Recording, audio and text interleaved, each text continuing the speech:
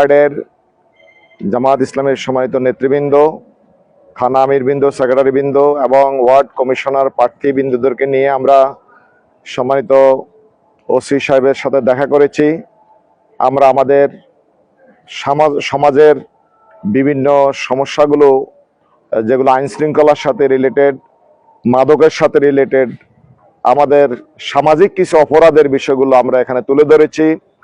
আমাদের ডেমরা এই অঞ্চলে আমরা মাদক মুক্ত একটা সমাজ চাই, সাদাবাজ মুক্ত একটা সমাজ চাই এবং সার্বিকভাবে মানুষের নিরাপত্তা, আইন শৃঙ্খলা পরিস্থিতি নিয়ন্ত্রণের জন্য আমরা ওসি সাহেবের দৃষ্টি আকর্ষণ করেছি এবং ওসি সাহেব আমাদের কথা মনোযোগ দিয়ে শুনেছেন এবং আমরা দেখেছি অনেক ক্ষেত্রে ওসি সাহেব তার জায়গা থেকে ভূমিকা রাখছেন এবং ইতিমধ্যে গত ডিসেম্বর থেকে ওনার বক্তব্য সেখানে প্রায় 100 মাদকের বিরুদ্ধে 100 মামলা হয়েছে। মাদক মুক্ত সমাজ এবং মাদক মুক্ত নাগরিক সমাজ যদি আমরা নিশ্চিত করতে চাই, তাহলে আইন শৃঙ্খলা রক্ষাকারী বাহিনীর মধ্যে পুলিশের ভূমিকা এখানে সবচেয়ে গুরুত্বপূর্ণ। সেই হিসাবে আমরা পুলিশ এখানে ওসি সাহেবের দৃষ্টি আকর্ষণ করছি।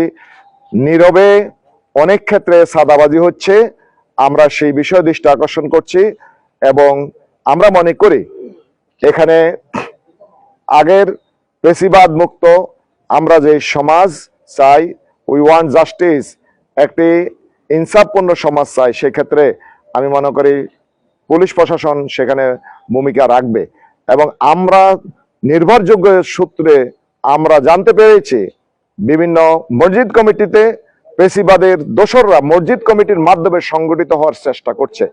আমরা ওসি সাহেবকে এই ব্যাপারে দৃষ্টি আকর্ষণ করছি। ওসি সাহেব বলছেন কোন অবস্থায় পেশিস্টরা মসজিদ কমিটিতে অন্তর্ভুক্ত হতে পারবে না, উনি এই ক্ষেত্রে ভূমিকা রাখবে। এই ক্ষেত্রে আমি এই গণমাধ্যমের মাধ্যমে সমাজের গুরুত্বপূর্ণ যারা ব্যক্তি আছেন, মসজিদ কমিটির যারা মোতোয়াল্লি আছেন, মসজিদ কমিটির সভাপতি আছেন এবং মসজিদের যারা ইমাম সাহেব আছেন, আপনাদের দৃষ্টি আকর্ষণ করব কোনো অবস্থাতেই যেন আমাদের এই সমাজকে যেন ওই পেশিবাদী দোসররা যেন আবার অস্থিতিশীল করতে না পারে, সেই ক্ষেত্রে আপনাদের ভূমিকাও গুরুত্বপূর্ণ।